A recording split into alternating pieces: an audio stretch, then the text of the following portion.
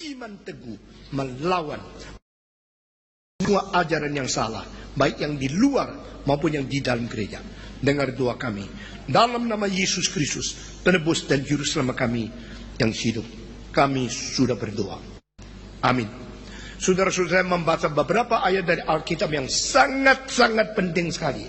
Dan saya akan mengatakan dengan istilah-istilah penting dengan pakai suara yang lebih keras. Dan saudara akan mendengar dan tekanan mana yang harus diperhatikan. Yohanes pasal 14. Dengar baik-baik. Janganlah gelisah hatimu. Percayalah kepada Allah. Percayalah juga kepadaku. Ayat 6. Kata Yesus kepadanya, akulah jalan dan kebenaran dan hidup. Tidak ada seorang pun yang datang kepada Bapa kalau tidak melalui aku. Yohanes 17 ayat yang ke-5.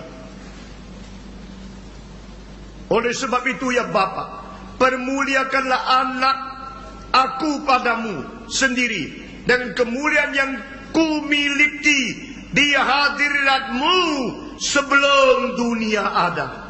Atau terjemahan lain, sebab itu ya Bapa, muliakanlah aku sekarang ini, sehingga aku menyatakan kemuliaan yang aku miliki bersama dengan engkau sebelum dunia diciptakan. Ayat ketiga, inilah hidup yang kekal, yaitu bahwa mereka mengenal engkau satu-satunya Allah yang benar, dan mengenal Yesus Kristus yang telah kau utuskan.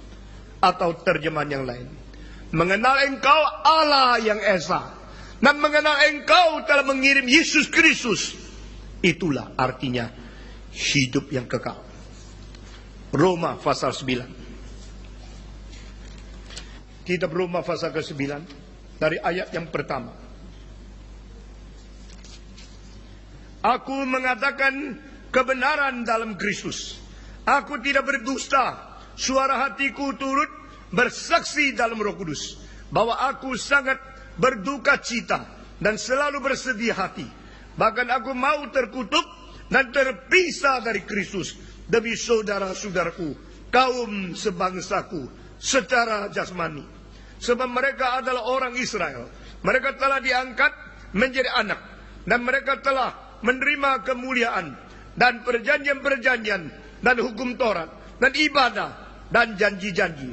Mereka adalah keturunan bapak-bapak leluhur yang berturunkan Mesias dalam keadaannya sebagai manusia yang ada di atas segala semua. Semua membaca, ia adalah Allah yang harus dipuji sampai selama-lamanya.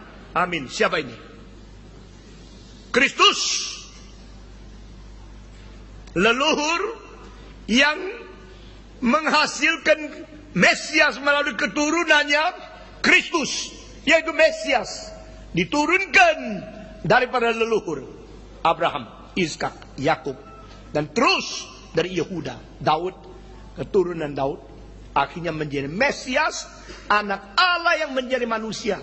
Itu satu-satunya, yaitu Kristus, dan dia adalah Allah yang patut dipuji selama-lamanya.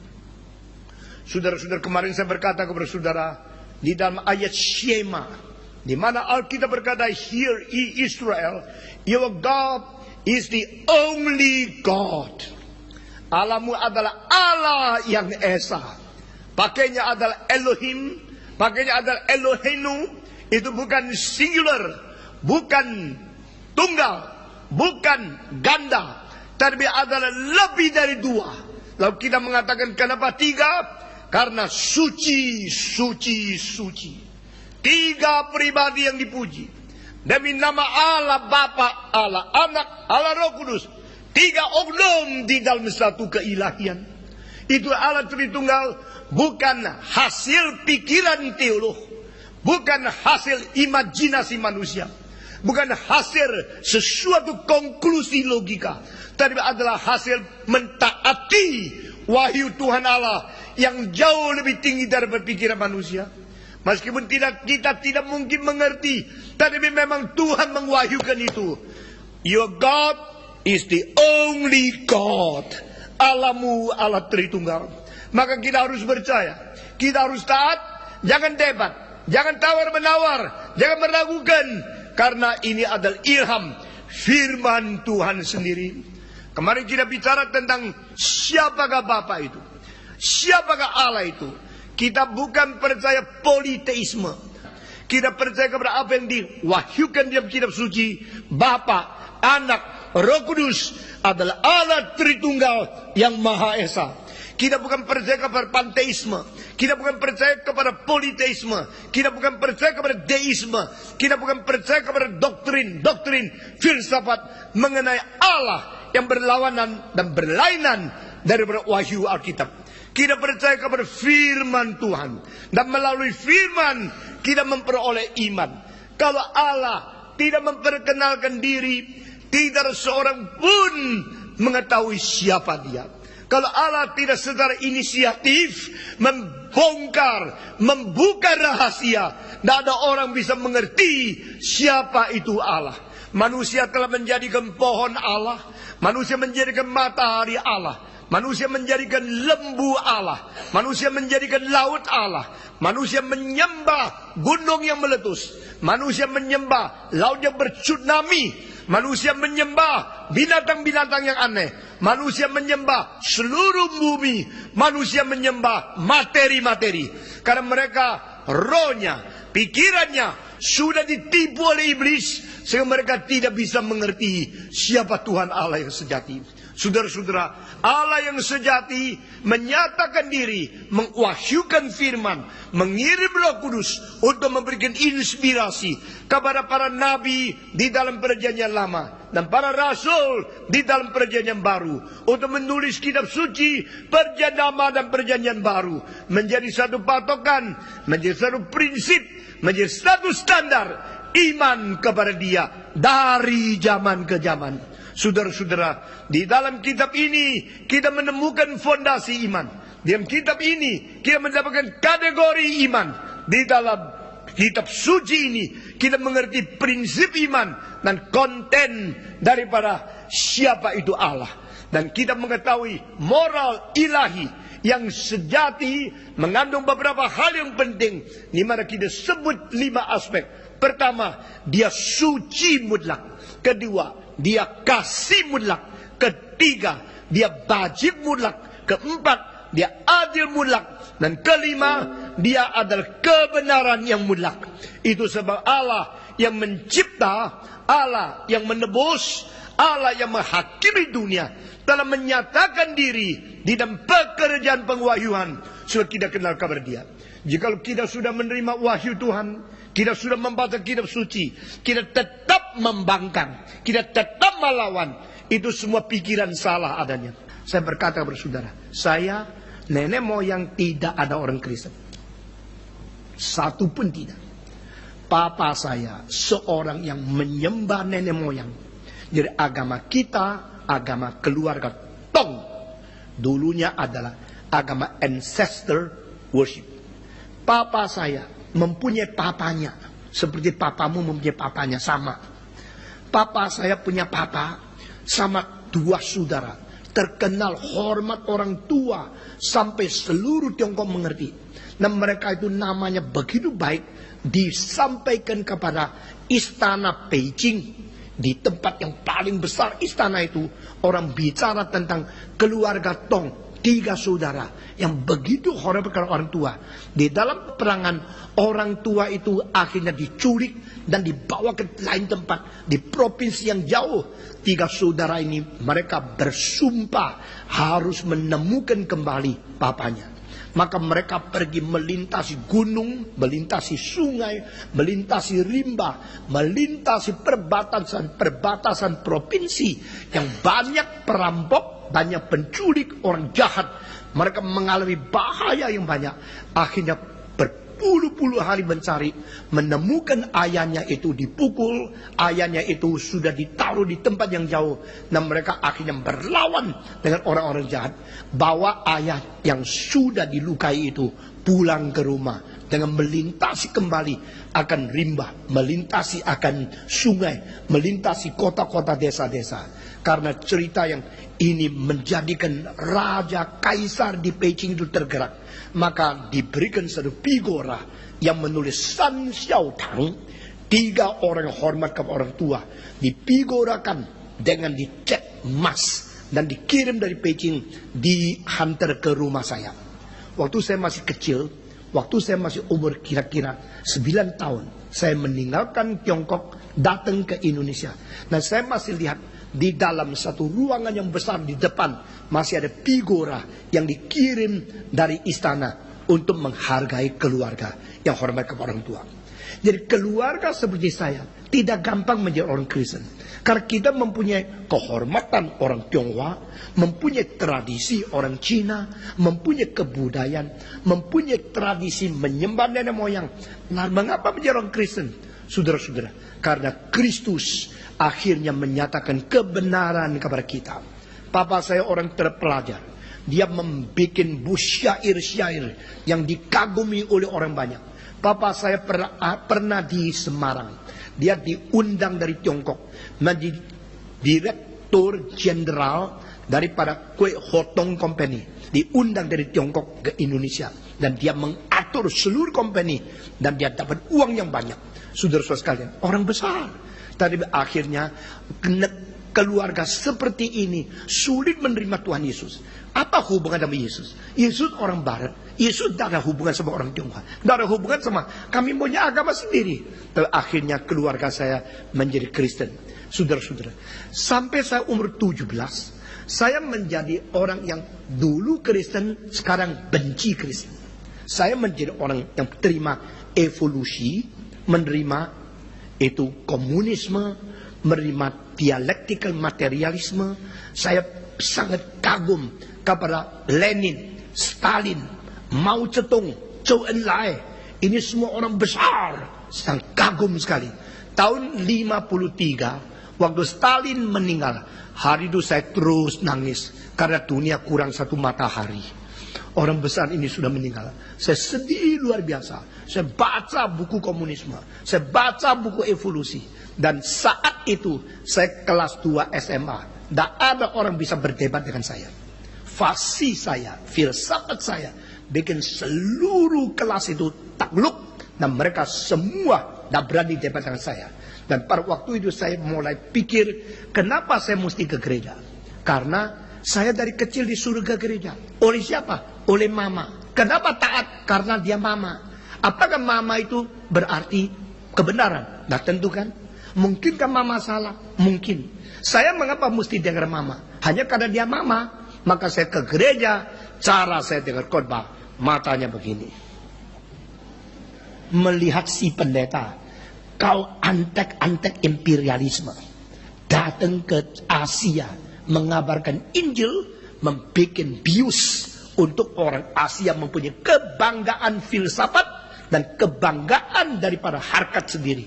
Silakan teriak. Saya tahu Kristen sudah mau mati, maka engkau sekarang sedang bergumul supaya tidak usah mati. Silakan teriak. Saya benci pendeta. Saya menghina hamba Tuhan.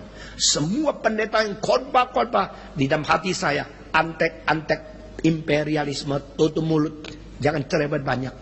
Tapi mengapa masih ke gereja? Karena mama suruh. Jadi saya lihat mama saya memang baik sekali. Dan dari kecil doa 1 jam 1 hari. Jam 5 sampai jam 6 berdoa baca kitab suci untuk anak-anaknya. Seorang ibadah sungguh-sungguh. Maka saya hormat mama, saya ke gereja. Tapi saya membenci kekristenan. Mengapa? Harus percaya Yesus. Yesus kan orang Barat. Yesus kan orang punyanya Amerika, punya Inggris. Tidak ada hubungan dengan saya. Saudara-saudara sekalian. Sampai pada satu hari Tuhan memberikan pencerahan di dalam hati saya. Baru saya mulai memikirkan tentang hal manusia berdosa. Dan ini tidak bisa diselesaikan oleh komunisme. Ini tidak bisa diselesaikan oleh evolusi. Ini tidak bisa diselesaikan oleh dialektikal materialisme. Maka saya bergumul dan saya berkata kepada Tuhan, jawablah semua pertanyaan pergumulan saya, jikalau memang Engkau Allah yang sejati. Jawab saya tentang ideologi, tentang komunisme, tentang evolusi, tentang ateisme, tentang dialektikal metode, tentang filsafat-filsafat, nah, tentang segala sesuatu, kemajuan teknologi, sains, dan pertarungan antara iman dan akan ilmu pengetahuan. Sampai saya takluk, baru saya menjadi orang Kristen. Jikalau engkau menjawab semua pertanyaan saya akan ke seluruh dunia menjawab pertanyaan siapapun yang mempunyai kesulitan beriman kepadamu. Saudara-saudara, janji itu dari seorang umur 16,5 yang begitu tidak ngerti apa-apa, tapi confidence-nya luar biasa besarnya. Saudara-saudara, saat itu saya sambil menjadi guru, sambil belajar. Saya mengajar 2 sekolah. Saya untung uang begitu banyak, lebih banyak 2 kali dari pendeta terbesar di gereja terbesar di kota Surabaya. Saya punya hasil uang lebih banyak dari pendeta. Maka saya menghina pendeta, saya menghina orang Kristen. Saya baru umur 17, saya sudah dapat uang yang banyak. Dan pada saat itu saya berdoa kepada Tuhan, tolong jawab pertanyaan saya. Kalau engkau mampu, kalau engkau Tuhan Allah. Dan saya cari buku apologetika, buku yang membicarakan perbedaan antara evolusi, ateisme, kekristenan, dan agama. Saya membaca. Saudara-saudara, di dalam menjadi guru 2 sekolah, sambil sendiri sekolah di SMA, orang lain kalau mempersiapkan ujian 2 bulan, saya hanya perlu 2 hari.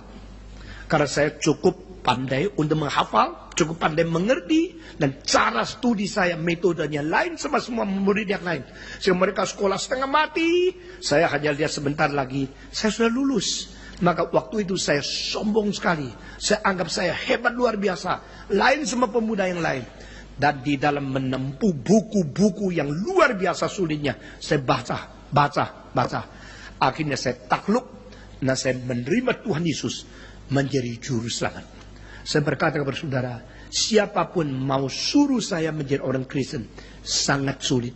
Karena otak saya dan ikatan filsafat ideologi di dalam hati saya begitu besar, sehingga mau membongkar dan menemukan sesuatu pertentangan dan akhirnya mentaklukkan saya, itu tidak gampang. Tapi setelah saya menyerahkan diri, saya dengan air mata yang memenuhi pakaian di depan seluruhnya bahasa, saya berkata kepada Tuhan, kalau saya tidak menyerahkan, ya sudah. Kalau saya menyerahkan, saya tidak akan berkompromi sampai mati setia menjadi hambamu. Saudara-saudara, tahun itu tahun 1957, bulan Januari tanggal 9. Saya berjanji kepada Tuhan, sekarang adalah 2007, sudah bulan Juni, sudah 50 tahun lebih 5 bulan. Saya berkata saudara, Tuhan tidak meninggalkan saya. Selama lebih 50 tahun saya melayani, saya sudah berkhotbah lebih 27.000 kali. Saya sudah berkhotbah kepada kira-kira 28 juta manusia. Saya sudah menjelajah lebih daripada 26 negara. Saya sudah berkhotbah di kira-kira 600 kota di seluruh muka bumi ini. Dan saya sudah menjelajah kepada ribuan gereja, mengadakan kebaktian rohani di tempat-tempat yang paling besar di banyak kota. Di New York, saya pakai Madison Square Garden. Di Toronto, saya pakai Convention Hall dan bisa menghadiri orang 6.500. Di Jakarta, kita pakai stadion utama, kita pakai balai sidang.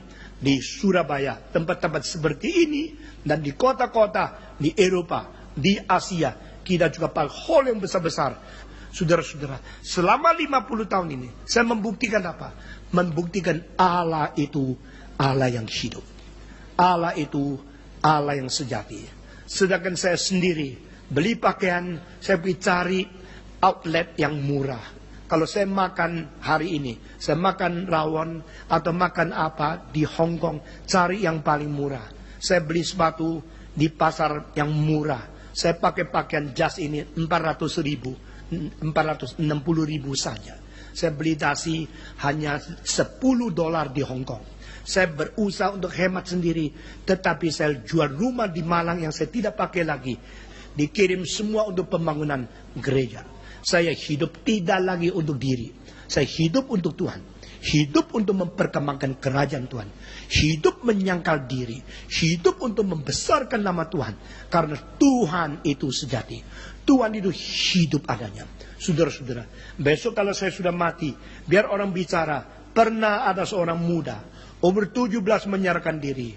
Waktu dia mati umur berapa tahun saya tidak tahu. Sekarang 67. Kalau saya bisa hidup 5 tahun lagi, saya bereskan doktrin-doktrin yang tidak benar di seluruh Indonesia. Dan membuat gerakan reform berkembang di banyak negara.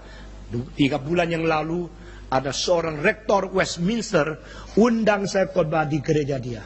Dan dia mengatakan, I have to recommend these people to you because he is different. Reform people always say, Reform theology is so nice, so important, so good. But this man say, if you don't understand Reform theology, you never truly understand what is Christianity. So I introduce to you.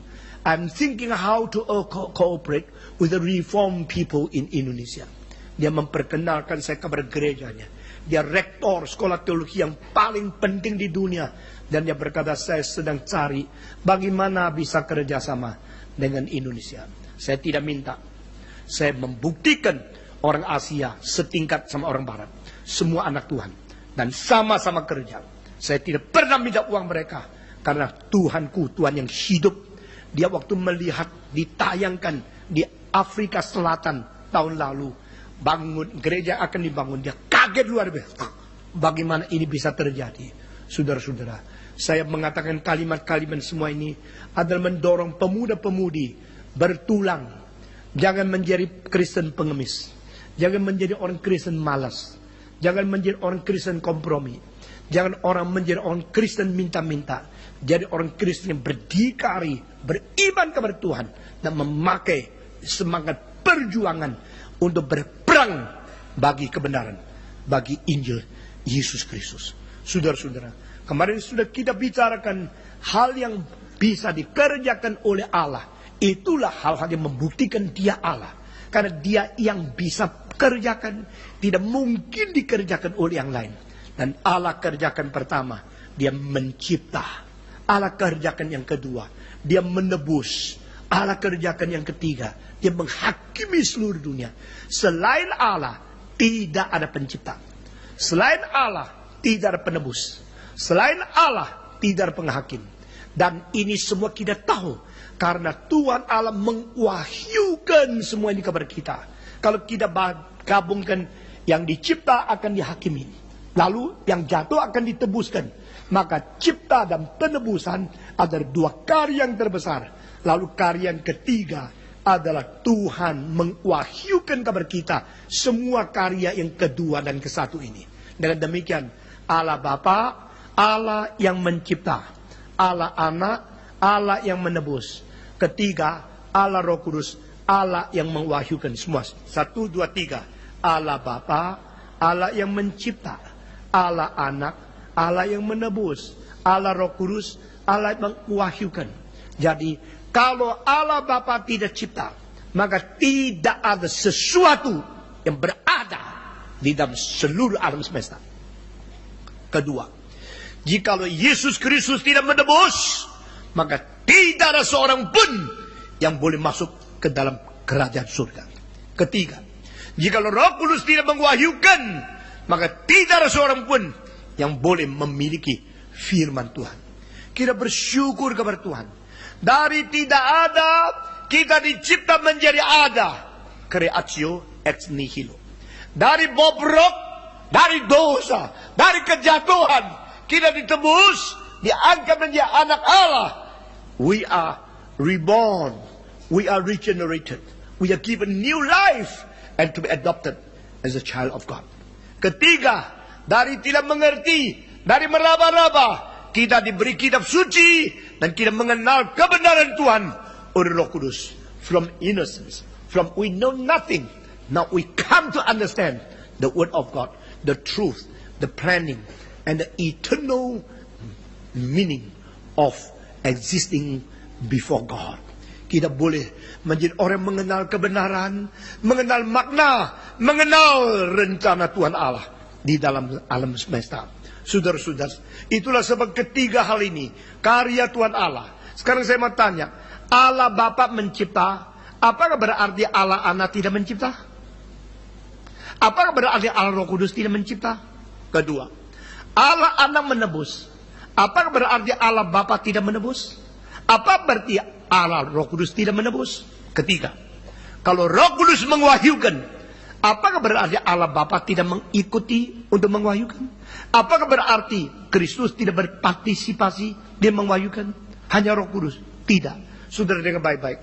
Allah adalah pencipta.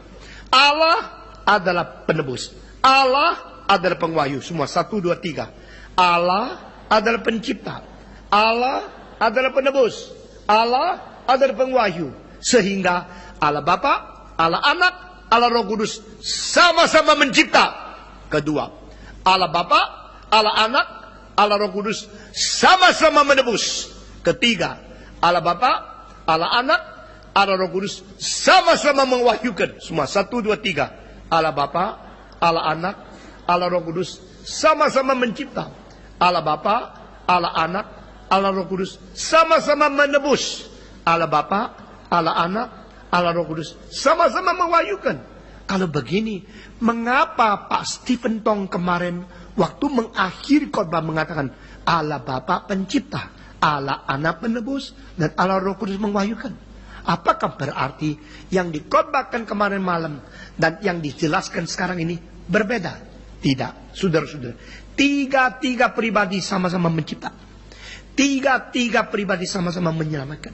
Tiga pribadi sama-sama mewahyukan. Tetapi ada pribadi yang menjadi tekanan utama. Yang mencipta, tekanan utama pribadinya adalah Bapa. Kedua, yang menjadi penebus, tekanan pribadi utamanya adalah Anak. Ketiga, mengwahyukan kitab suci, sama-sama mengwahyukan, tapi tekanan pribadi yang paling utama adalah Roh Kudus. Kenapa begini? Karena Yesus mengatakan, muliakanlah aku yang sama-sama mulia bersama dengan engkau waktu dunia sebelum diciptakan.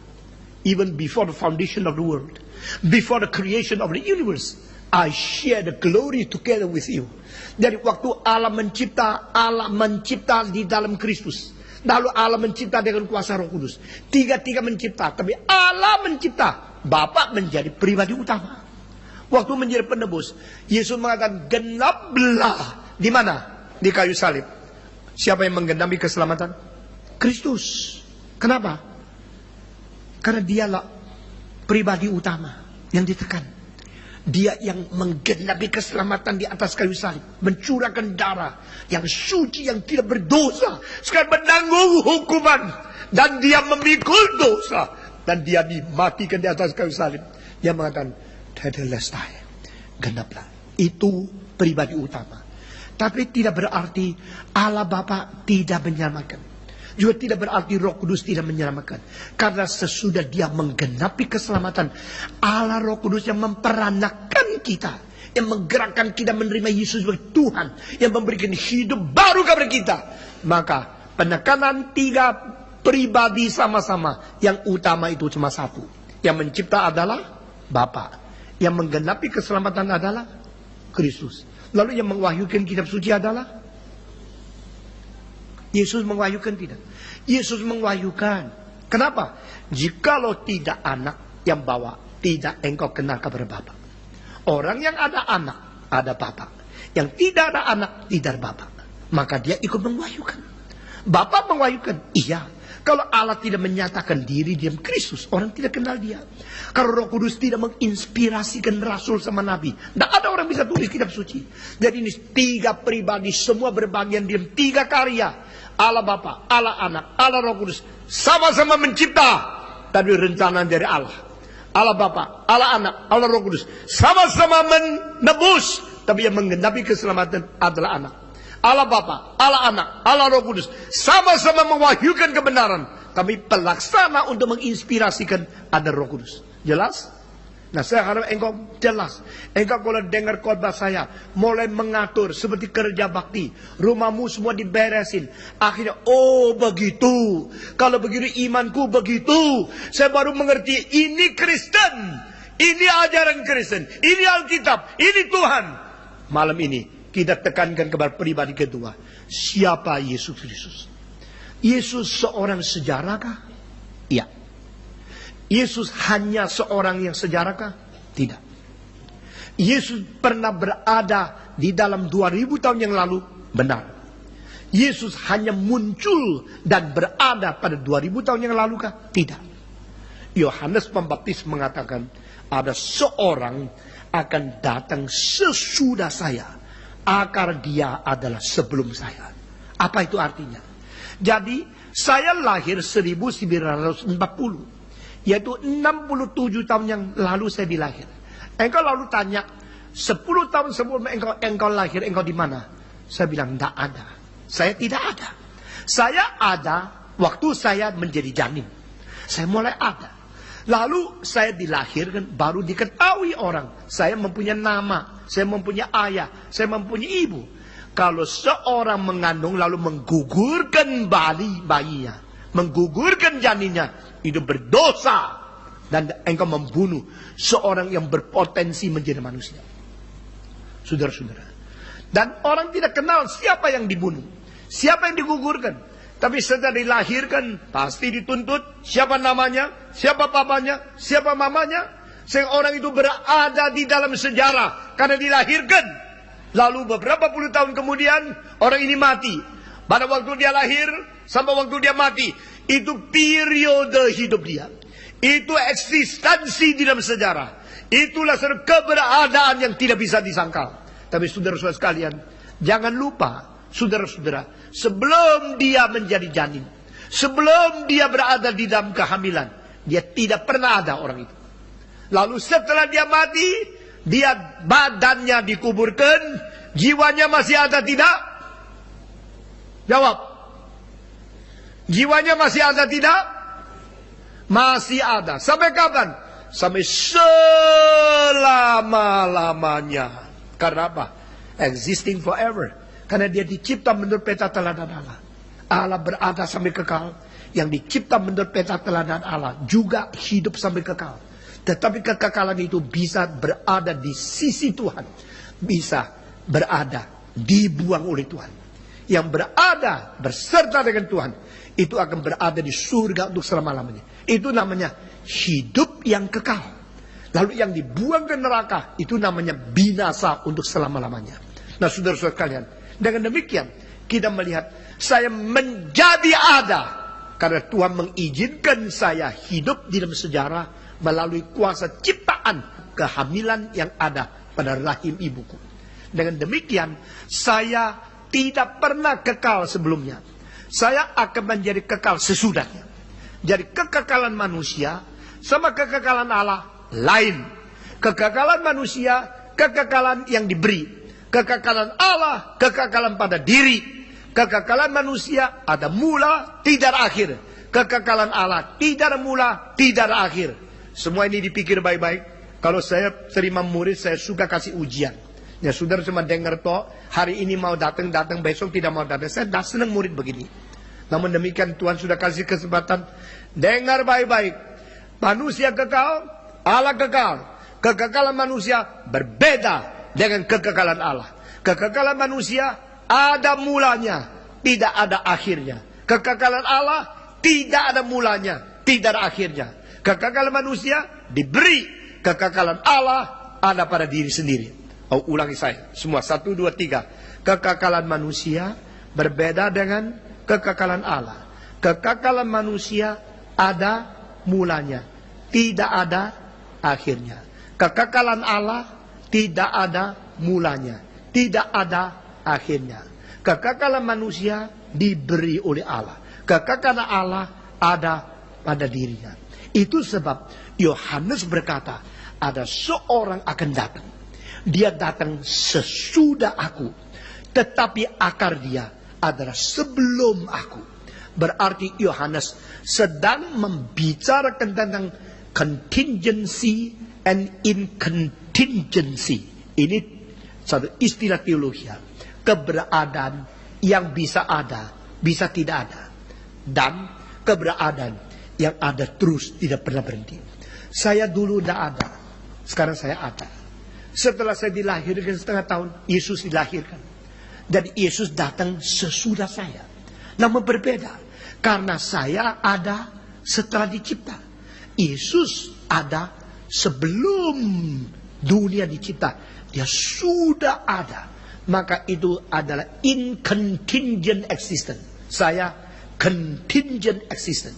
Ini adalah immortal forever and ever. Saya ada created and given eternity. Ini berbeda. Nah saudara-saudara, dengan demikian, maka dari pengertian ini kita melihat yang disebut anak Allah. Saudara-saudara, manusia kalau tidak nikah, tidak mungkin melahirkan anak. Maka kita mengatakan, Allah, engkau istrinya siapa? Kalau engkau tidak ada istri, engkau tidak ada anak. Anak tidak perlu harus ada ibu. Kalau kita mengatakan anak skoci, kita mengatakan anak kunci, itu ada ibu kunci tidak? Hah? Anak kunci ada ibu kunci tidak? Tidak ada kan? Ini anak buah. Anak buahku. Engkau buah sama siapa? Hah? Engkau nikah sama siapa dapat anak buah? Ibu buahnya mana? Nah saudara-saudara, anak kunci tidak perlu ibu kunci. Anak buah tidak perlu ibu buah. Anak itu ada sesuatu yang keluar dari, tetapi tidak diharuskan dengan satu kemutlakan pernikahan seks antar pria dan wanita. Allah yang menciptakan manusia, Allah yang menentukan hubungan seks sebagai salah satu dalil untuk membiak, untuk sesuatu keturunan genetika. Allah yang mencipta dalil itu, Allah melampaui dalil, sehingga jangan kira Allah harus menikah baru mendapatkan anak Yesus. Tetapi istilah Yesus adalah anak Allah yang tunggal. Semua anak Allah yang tunggal. Istilah anak apa artinya? Istilah Allah, anak, Allah kelahiran. Itu apa artinya? Istilah tunggal itu apa artinya? The only begotten Son of God. Dia adalah anak. Ini berarti dia mempunyai sifat ilahi sama seperti Allah Bapa. Sebagaimana ayahnya adalah manusia, anaknya itu pasti manusia. Tidak ada manusia melahirkan kucing. Saudara-saudara, saya anak orang, berarti ayahmu orang. Anak sama ayah mempunyai sifat hidup yang sama. Yesus anak Allah. Ini berarti Yesus mempunyai sifat ilahi sama seperti Bapaknya.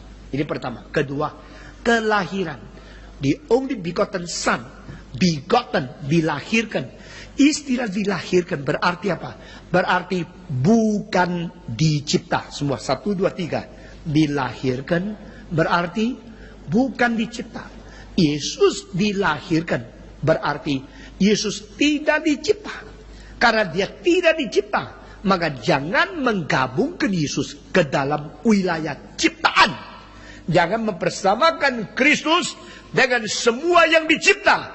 He is quality wise different, super, more, transcends to all creatures. Dia bukan dicipta, maka dia transcendent, dia melampaui, dia secara kualitatif berbeda dengan semua yang dicipta, karena dia dilahirkan. Ketiga, dia adalah tunggal, the only begotten Son, anak kelahiran Allah yang tunggal. Berarti apa? Selain dia tidak ada lagi anak yang lain.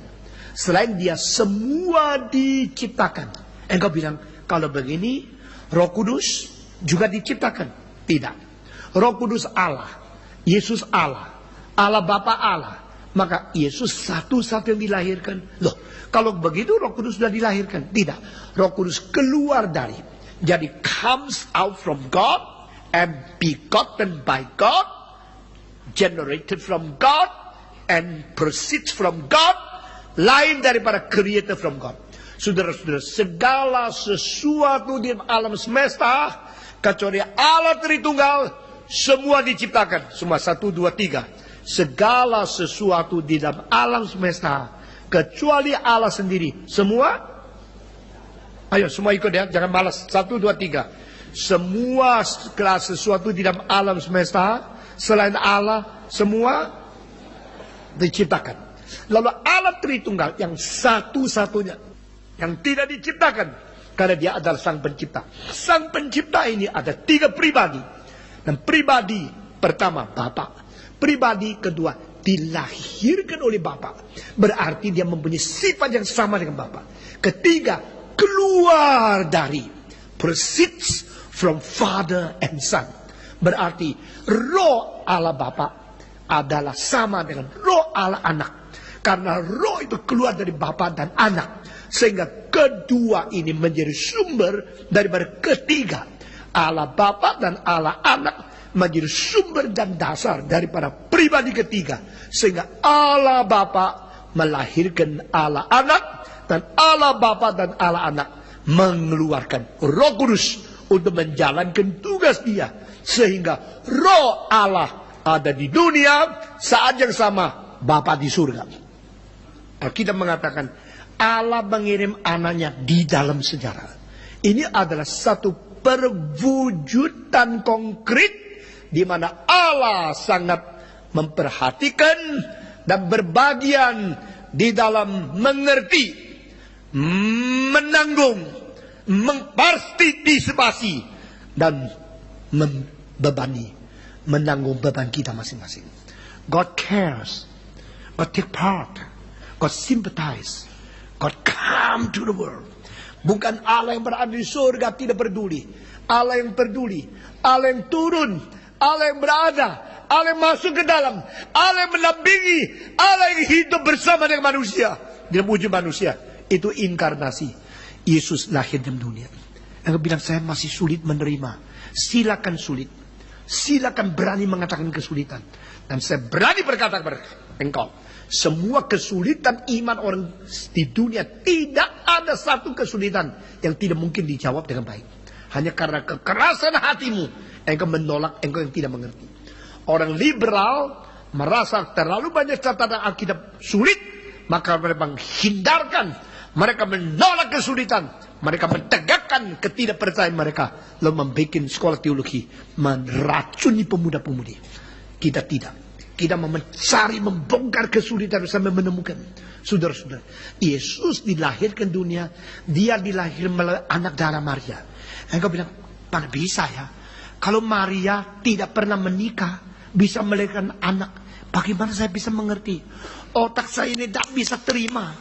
Pikiran logika saya tidak bisa kerja. Mana saya bisa percaya Yesus dilahirkan oleh seorang perempuan yang tidak pernah disentuh oleh laki-laki? Bagaimana Yesus bisa dilahirkan oleh seorang Maria yang tidak pernah bersetubuh dengan Yusuf? Saya tidak ngerti. Tapi sudah berkata dengan hal ini, Alkitab mengatakan, aku akan menyatakan satu tanda yang besar, bahwa seorang perawan, seorang anak darah yang melahirkan anak.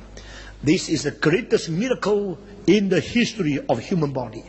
Satu mujizat terbesar terjadi pada tubuh manusia, yaitu seorang anak darah yang tidak disentuh oleh seks, tidak dikawini, tidak dihubungi seks oleh pria, dinaungi oleh Roh Kudus. Engkau bilang, bagaimana saya mengerti hal ini? Saudara-saudara, saya tadi berkata kepada engkau, Stephen Tong menjadi orang Kristen tidak gampang. Tapi saya mau mengetahui, mau mendalam dengan serius, lalu sudah mengerti, memberi jawaban dengan serius kepada siapapun. Saudara-saudara, sekarang dengar kalimat-kalimat di bawah.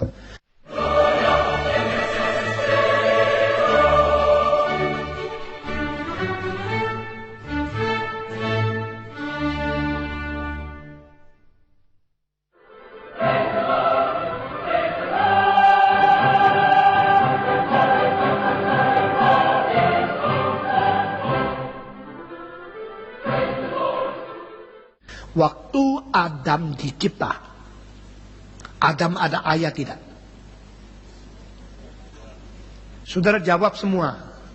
Adam dicipta ada ayah enggak? Ada ibu enggak?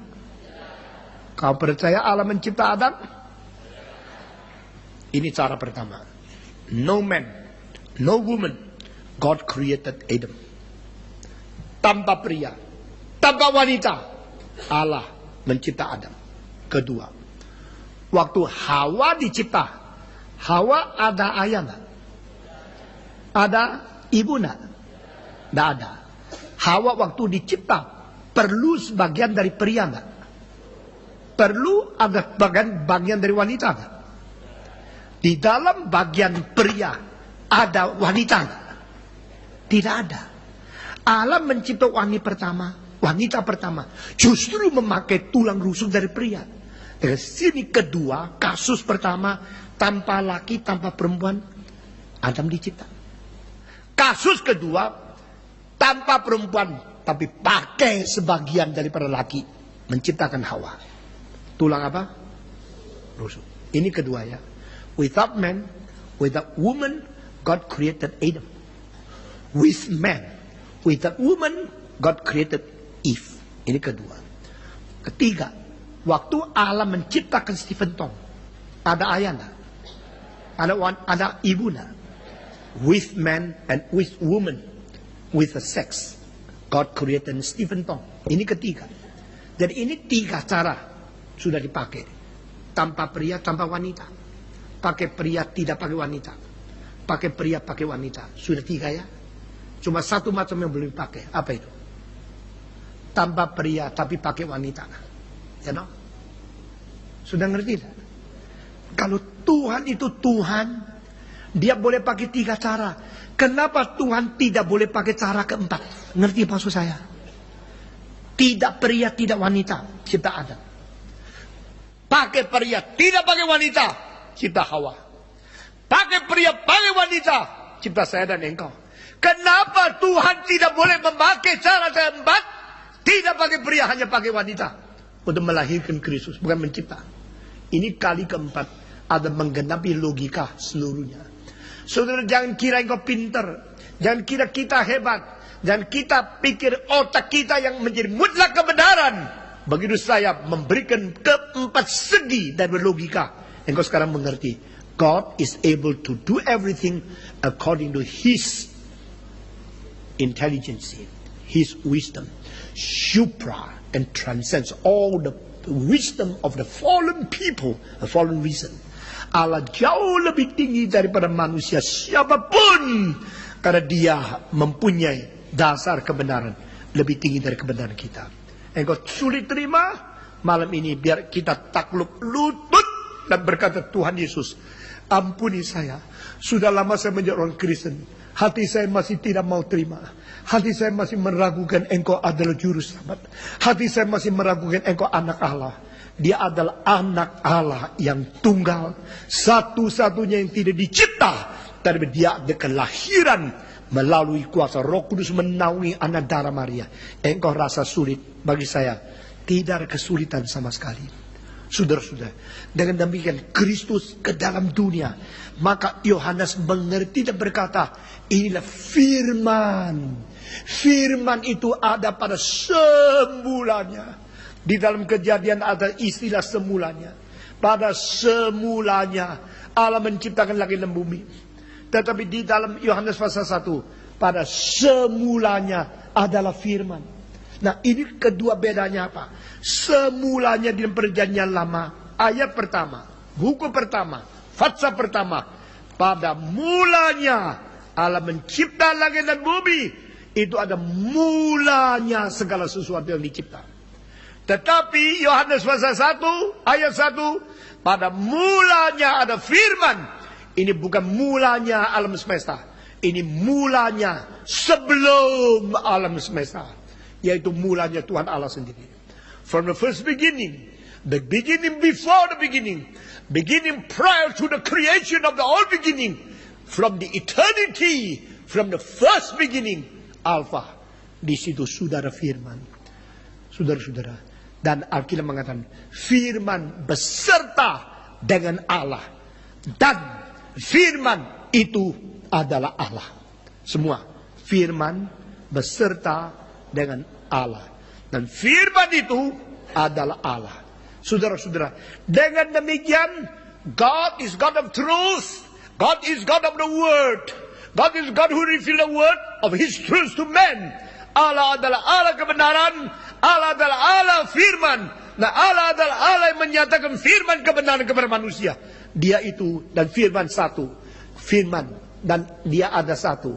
Ini pribadi pertama. Pribadi kedua. Lalu Roh Kudus menurunkan firman dari surga ke dunia. Itu pribadi ketiga. Roh Kudus menurunkan firman surga ke dunia. Ini pekerjaan Roh Kudus yang paling besar. Saudara-saudara dengar ya. Sekali lagi, jangan kira kalau gereja besar itu sudah hebat. Kembali ke firman. Alkitab mengatakan karunia Roh Kudus. Yang pertama, kalimat bijaksana. Kalimat kebenaran. Lalu terakhir, glosolalia dan terjemahan glosolalia. Kalimat-kalimat daripada perkataan itu, karunia lidah dan terjemahan lidah itu paling terakhir, paling tidak penting. Saudara-saudara, pekerjaan Roh Kudus yang paling besar adalah turunkan firman dari surga ke dunia. Semua 1, 2, 3. Pekerjaan Roh Kudus yang paling besar adalah turunkan firman dari surga ke dunia. Dan Kristus itu adalah firman yang diturun ke dunia. Di dalam sejarah dia menjadi orang namanya Yesus. Kristus, Yesus. Yesus Kristus, Tuhan kita. Karena dia adalah Allah yang menjadi manusia. Di antara semua manusia, hanya satu manusia yang adalah Tuhan, adalah Allah. Itu sebab Yohanes mengatakan, waktu saya membaptiskan orang, beribu-ribu datang, saya membaptiskan. Lalu ada suara berkata kepadaku, waktu engkau membaptiskan air kepada manusia, jikalau roh turun kepada siapa, orang itulah yang akan membaptiskan memakai roh. Engkau hanya memakai air. Yohanes mengetahui dengan jelas, I only baptize you people with water. Aku membaptiskan engkau dengan air. Dan orang biasanya bilang, kalau baptisan tidak celup, tidak biak. Karena Yesus dicelup di dalam air. Baptisan tidak boleh pakai percik. Sekarang dengar, saudara-saudara. Baptisan diturunkan air atas ke bawah. Melambangkan Roh Kudus turun dari surga kepada manusia. Karena Roh Kudus diturunkan dari surga, aku akan turunkan roh. Aku akan tuangkan rohku kepadamu. Curahkan rohku kepadamu. Jadi jangan menghina baptisan percik. Tak ngerti Alkitab, sembarangan tafsir, lalu menghina orang yang dipercik, dosamu double. Saudara-saudara, menturunkan Roh Kudus dari surga ke bumi, itu mengurapi dari atas ke bawah. Siapa menjadi pembaptis pertama di perjanjian baru? Yohanes kan?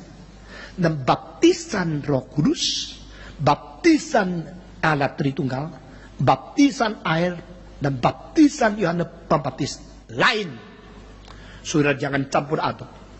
Orang Efesus sudah dibaptiskan, dan orang di Samaria sudah dibaptiskan. Tetapi Paulus mengatakan, engkau dibaptiskan apa? Orang Efesus menjawab, dibaptiskan oleh baptisan Yohanes Pembaptis. Paulus mengatakan, tidak cukup. Harus dibaptiskan dalam nama Yesus, dibaptiskan dalam Roh Kudus. Karena baptisan Yohanes Pembaptis bukan baptisan tiga pribadi. Nama Allah Bapa, Anak, Roh Kudus. Maka engkau harus terima Roh Kudus. Bukan hanya dibaptiskan itu saja. Jangan kira Alkitab setuju baptisan ulang. Dan di dalam baptisan daripada itu fase ke-8 di dalam Kisah Para Rasul, itu engkau terima baptisan apa? Kami sudah dibaptiskan dalam nama Yesus. Lalu hanya sudah menerima Roh Kudus, belum pernah dengar Roh Kudus. Maka Petrus dan Yohanes mentumpang tangan, mereka menerima Roh Kudus turun atas mereka. Nah, saudara dengar kalimat di bawah ini. Yohanes Pembaptis mengatakan, aku membaptiskan engkau dengan air. Tetapi dia yang akan datang di belakangku, dia akan membaptiskan engkau dengan roh. Saudara, sekarang tanya, baptisan yang dilakukan oleh Yohanes Pembaptis, itu baptisan demi nama Allah Bapa, Anak, dan Roh Kudus atau tidak? Tidak. Itu belum amanat agung. Itu 3,5 tahun sebelum Yesus memberikan amanat agung. Jadi dia cuma menaruh sesuatu pembersihan yang dilambangkan oleh air membaptiskan. Lalu baptisan itu adalah sesuatu upacara yang memiripi begitu banyak baptisan di dalam perjanjian lama, yaitu pembersihan pakai air. Saudara-saudara. Dan waktu ribuan orang datang kepada dia, air tidak cukup. Maka dia bawa mereka ke sungai Yordan. Lalu di sini membaptiskan mereka. Saudara-saudara. Pertama, orang baptis pakai percik adalah orang yang mengatakan Roh Kudus turun dari atas. Bukan diinjak di bawah. Jadi ini beda sekali. Percikan itu melambangkan Roh Kudus turun kepada engkau. Kedua, saudara-saudara, baptisan Yohanes Pembaptis itu baptisan pembersihan. Bertobatlah engkau, karena kerajaan Allah sudah dekat. Itu tidak ada hubungan dengan gabung ke dalam gereja. Karena gabung ke dalam gereja itu adalah diperintahkan di dalam amanat agung Matius 28. Di mana Yesus mengatakan, pergi ke seluruh dunia, kabarkan Injil kepada semua bangsa. Jadikan segala bangsa muridku. Ajarkan apa yang kututurkan kepadamu. Dan baptiskan mereka dalam nama Allah Bapa, Allah Anak, Allah Roh Kudus, dan mereka akan menjadi muridku. Itu baptisan gerejawi. Sedangkan Yohanes Pembaptis tidak berhak mendirikan gereja. Dia hanya mempersiapkan Yesus. Dia hanya mempersiapkan orang bertobat untuk menunggu kerajaan Allah datang.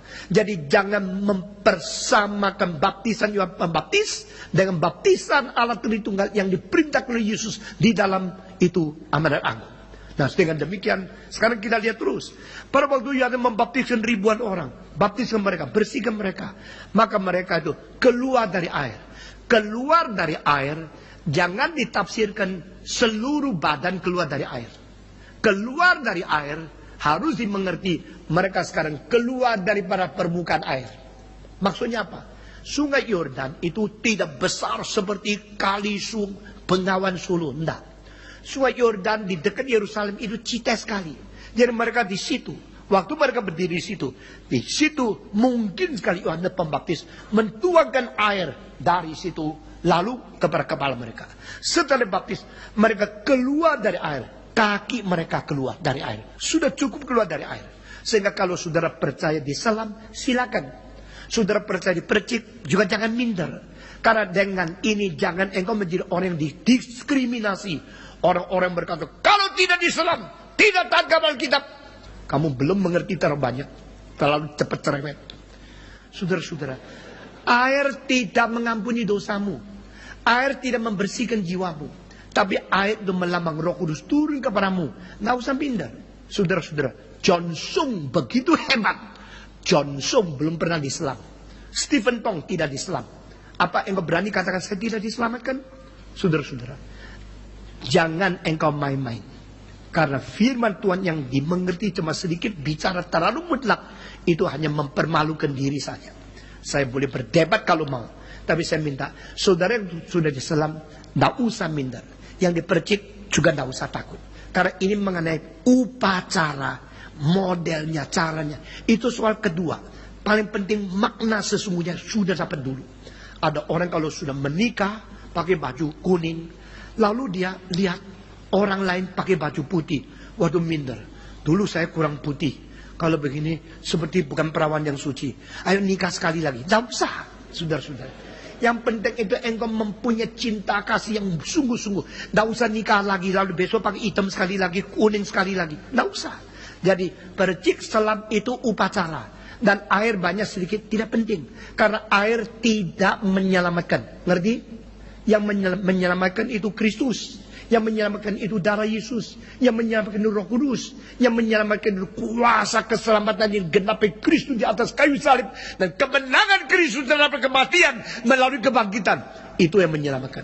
Nah, saudara-saudara, terus. Waktu Yesus dibaptiskan, apakah Yesus berdosa perlu dibersihkan? Jawab. Waktu Yesus dibaptiskan, apakah karena sebab Yesus berdosa perlu dibersihkan? Mengapa Yesus dibaptiskan? Waktu Yohanes Pembaptis melihat Yesus datang juga dibaptiskan. Loh, salah. Mestinya saya yang dibaptiskan. Karena saya orang perlu. Engkau Tuhan. Yesus menjawab, tidak. Kita harus menjalankan segala syariat Taurat. Kita melunakkan segala tuntutan Taurat. Meskipun saya bukan orang berdosa yang perlu dibersihkan. Tetapi semacam urapan Roh Kudus dari atas, ini lambangnya saya terima, engkau jalankan. Nah, catat kalimat itu kan. Alkitab tidak catat, tetapi pada waktu itu dibaptiskan, Roh Kudus turun atas dia, betul? Roh Kudus turun atas dia dengan bentuk seperti apa? Merpati. Turun atas kepalanya. Waktu Yohanes Pembaptis melihat sedang dijalankannya baptisan, Roh Kudus turun atas Yesus. Dia langsung tahu, inilah orangnya. Bukan dia berdosa perlu dibersihkan. Bukan dia perlu bertobat menerima kerajaan Allah. Ini kasus lain. Ini anak Allah yang menerima Roh Kudus turun. Semua yang datang, nada merpati yang turun kok. Tapi Yesus dibaptiskan, Roh Kudus turun kepada dia. Baptisan melambangkan Roh Kudus turun atas kamu. Di situ. Dan di sini Roh Kudus turun kepada dia dengan merpati, melambangkan dia itu suci dan damai. Dan Roh Kudus turun atas dia. Di situ membuktikan dia yang akan membaptiskan orang semua dengan Roh. Yohanes Pembaptis memberikan satu peramalan. I come only to baptize you with water. But the one who come later than me, he will baptize you with the Holy Spirit. Sekarang dengar. Yang disebut baptisan Roh Kudus itu apa? Saya tanya. Dan saya minta, saya tantang engkau. Apa artinya baptisan Roh Kudus? Baptisan Roh Kudus untuk bergelosolah dia gitu. Nah, ada kalimat itu. Kapan baptisan Roh Kudus terjadi? Baptisan Roh Kudus terjadi satu kali untuk selama-lamanya. Yaitu hari Pentakosta. Sesudah itu, di dalam pasal ke-12, di dalam 2 Korintus ayat 13, we all have been baptized in the Spirit. Kita semua sudah dibaptiskan dengan Roh Kudus. Itu pakai past participle tense, bahasa Ibraninya, bahasa Grekanya. Kita semua sudah lengkap, semua sudah dibaptiskan di dalam Roh Kudus. Kita semua sudah minum daripada cawan Roh Kudus. Apa artinya? Berarti satu kali terjadi untuk selama-lamanya. Sekarang saya tanya, Yesus mati berapa kali? Jawab. Yesus mati hanya boleh satu kali. Sudah belum? Sudah genap belum? Satu kali mati dan menggenapi keselamatan untuk selama-lamanya. Ibrani 10, 11, 9. Berkali-kali mengatakan itu. Yesus hanya satu kali mati, tapi menggenapkan keselamatan untuk selama-lamanya. Kuasanya kekal, terus berlangsung, terus mempunyai fungsi untuk selama-lamanya. Demikian baptisan Roh Kudus hanya satu kali, yaitu membersihkan gereja yang dipilih Tuhan sebelum dunia diciptakan untuk dibersihkan menjadi mempelai Tuhan selama-lamanya. Baptisan itu satu kali, yaitu once forever and ever. Itu namanya pembersihan tubuh Kristus. Hanya satu kali. Kapan? Hari Pentakosta. Lalu, saya kalau dibaptiskan Roh Kudus, berarti saya digabung ke dalam pembersihan secara total itu. Saya digabungkan ke dalam pembersihan tubuh Kristus selama-lamanya satu kali itu. Berarti saya sekarang digabungkan kepada yang sudah. Maka Paulus pakai past participle tense. Paulus pakai tense waktu yang sudah lewat, sudah genap, dan bukan sekarang terjadi lagi. Saudara-saudara, Yesus mati satu kali. Orang Kristen yang beriman kepada Yesus harus mati beserta Kristus, betul nggak? Orang yang mati beserta Kristus baru bisa bangkit beserta Kristus, betul nggak? Yesus mati berapa kali? Lalu saya mati beserta Kristus, perlu nggak? Waktu saya mati beserta Kristus, saya mati beserta Kristus kapan? Bingung ya? Lu dari dulu nggak pernah bingung, sekarang bingung. Yesus mati 2000 tahun yang lalu. Saya mati beserta Kristus tahun 1957. Jadi setelah 1950 tahun 7 tahun kemudian, saya baru mati beserta Kristus. Apakah saat hari itu Yesus harus mati sekali lagi? Tidak. Lalu kapan saya mati beserta Kristus? Saat 1957. Saat itu Roh Kudus membawa saya untuk digabungkan dengan kematian Kristus yang sudah sempurna. Ngerti? Roh Kudus membawa saya untuk bersama-sama dengan Kristus yang pernah mati bagi saya menjadi satu. Imanku dibawa kembali kepada satu peristiwa yang sudah pernah terjadi. Sekarang saya tanya, Yesus mati untuk Abraham tidak?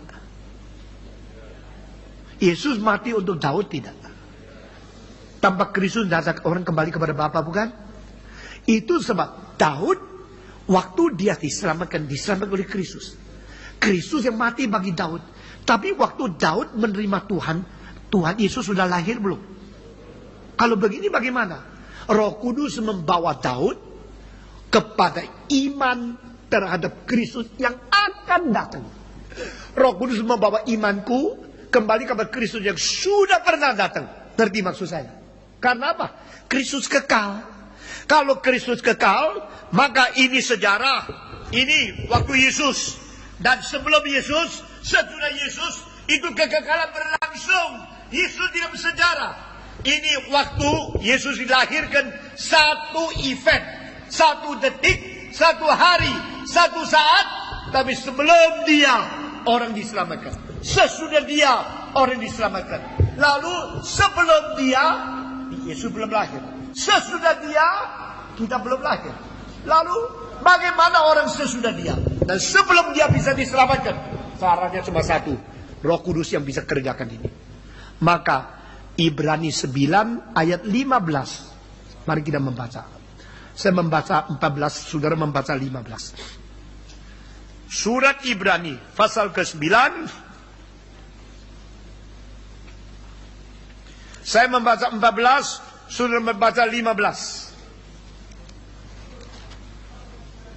Perhatikan kalimat yang penting, saya akan tekan dengan suara keras. Betapa lebihnya darah Kristus yang oleh Roh yang kekal telah mempersembahkan dirinya sendiri kepada Allah sebagai persembahan yang tak bercacat, akan menyucikan hati nurani kita dari perbuatan-perbuatan yang sia-sia, supaya kita dapat beribadah kepada Allah yang hidup. 15 semua.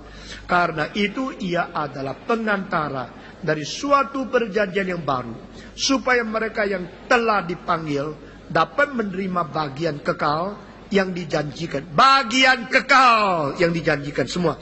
Sebab ia telah mati untuk menebus pelanggaran-pelanggaran yang telah dilakukan selama perjanjian yang pertama. Ini satu-satunya ayat, the only words in the Bible yang mengatakan Roh Kudus Roh kekal, yang mengatakan berjasa kekal, yang mengatakan berkuasa membersihkan dosa sebelum dia. Jadi puji Tuhan, saya menjadi orang Kristen di bawah Roh Kudus kembali kepada hari-hari yang lampau. Daud menjadi orang yang percaya kepada Kristus, dibawa kepada hari-hari yang akan datang. Waktu Daud di dunia, Yesus sudah lahir? Belum. Waktu Yesus di dunia, saya sudah lahir? Belum. Lalu saya percaya kepada Yesus yang sudah lewat. Daud percaya kepada Yesus yang belum datang, betul nggak? Daud percaya kepada Yesus yang belum datang. Iman Daud ada iman yang menuju ke depan. Iman kita ada iman yang menoleh ke belakang. Karena apa? Itu satu kali. Yesus tidak perlu mati dua kali. Baptisan Roh Kudus satu kali. Once forever. Maka sekarang saya mau tanya, kapan engkau dibaptiskan Roh Kudus? Engkau dibaptiskan Roh Kudus waktu engkau menerima Kristus. Waktu engkau menerima Roh Kristus, kematian Kristus berjasa menyelamatkan engkau. Waktu engkau menerima Kristus, baptisan Roh Kudus berfungsi atas engkau. Tetapi bagaimana cara berfungsi? Bagaimana menggenapi? Roh Kudus membawa saya kembali ke 1900 tahun yang lalu, pergi menuju kepada saatnya hari Pentakosta. Dan di sini dua peristiwa. Kristus mati di atas kayu salib dan bangkit. 50 hari kemudian Roh Kudus turun membaptiskan gereja menjadi orang suci.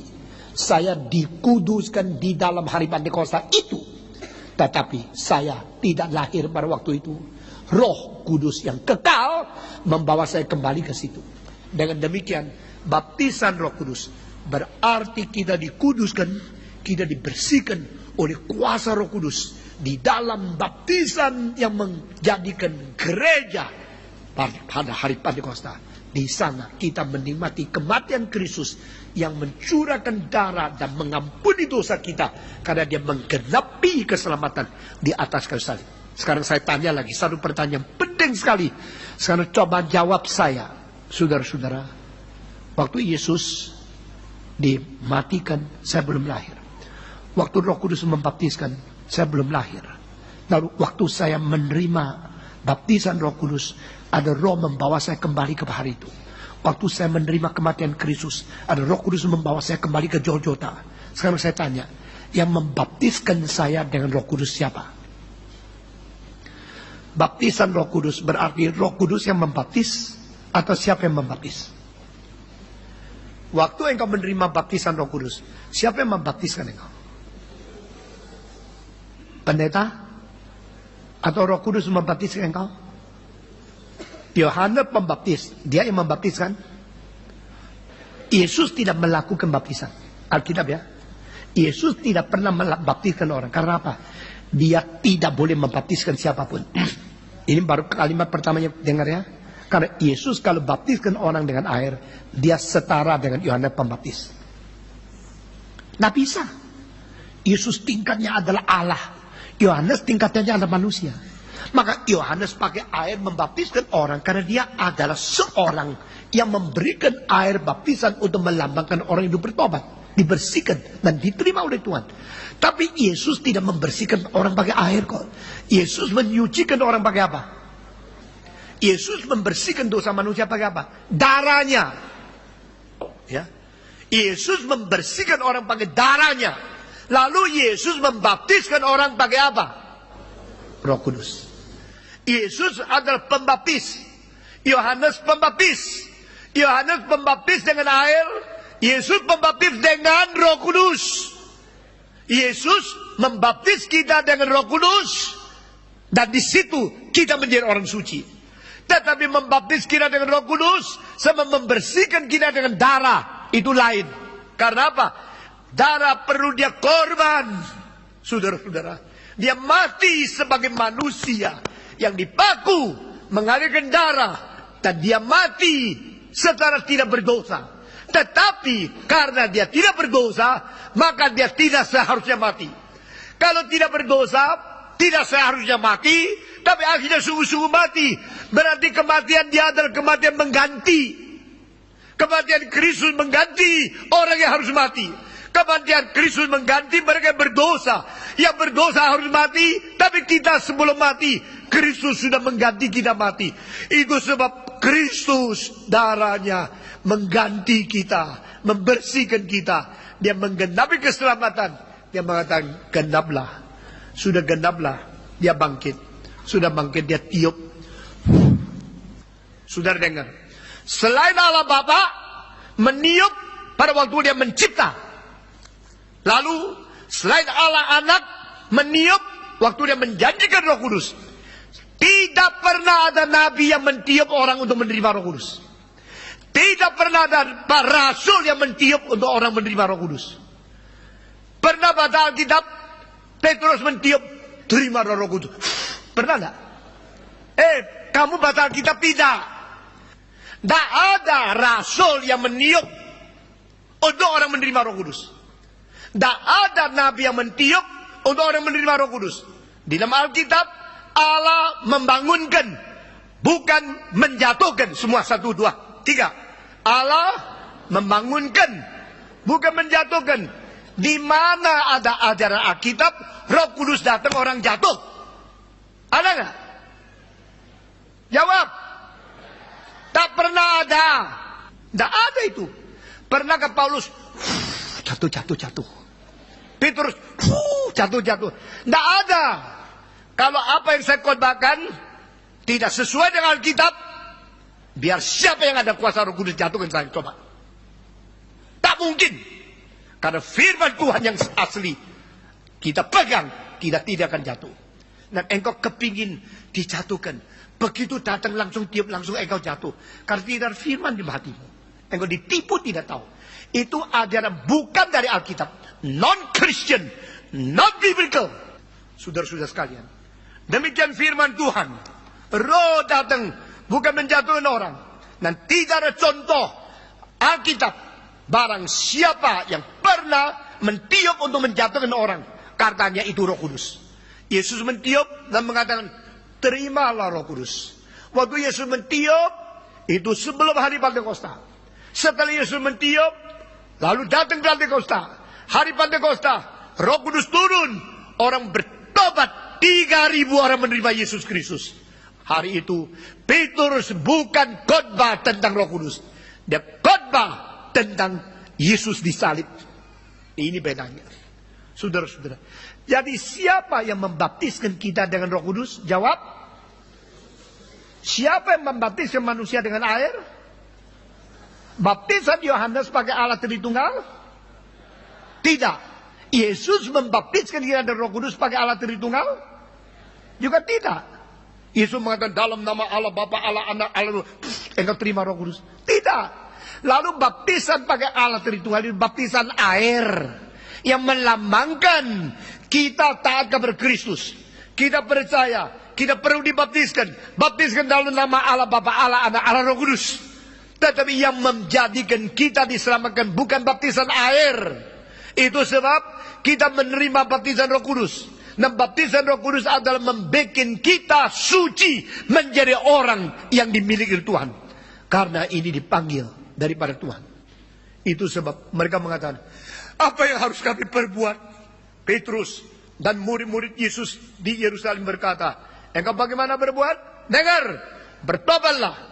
Lalu engkau bertobat dan menerima baptisan dalam nama Yesus, supaya dosamu diampuni. Dan engkau akan menerima roh yang dijanjikan. Mari kita membaca Kisah Para Rasul pasal kedua.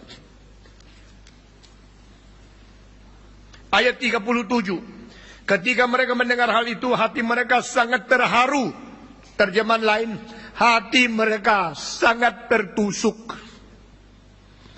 Lalu mereka bertanya kepada Petrus dan rasul-rasul yang lain, apakah yang harus kami perbuat, saudara-saudara? Jawab Petrus kepada mereka, bertobatlah dan hendaklah kamu masing-masing memberi dirimu dibaptis dalam nama Yesus Kristus untuk pengampunan dosa, maka kamu akan menerima karunia Roh Kudus. Ini dalam bahasa aslinya, kamu akan menerima roh yang dijanjikan. Saudara-saudara, di sini langkahnya: pertama bertobat, kedua baptis, ketiga pengampunan dosa, keempat akan menerima Roh Kudus. Jadi baptisan air itu melaksanakan perintah Tuhan untuk pengampunan dosa. Sesudah itu roh akan diberikan karena sudah dijanjikan kepadamu. Semua membaca bersama-sama ayat ke-39 semua. 1, 2, 3. Sebab bagi kamulah janji itu, dan bagi anak-anakmu, dan bagi orang yang masih jauh, yaitu sebanyak yang akan dipanggil oleh Tuhan Allah kita. Engkau akan menerima roh yang dijanjikan.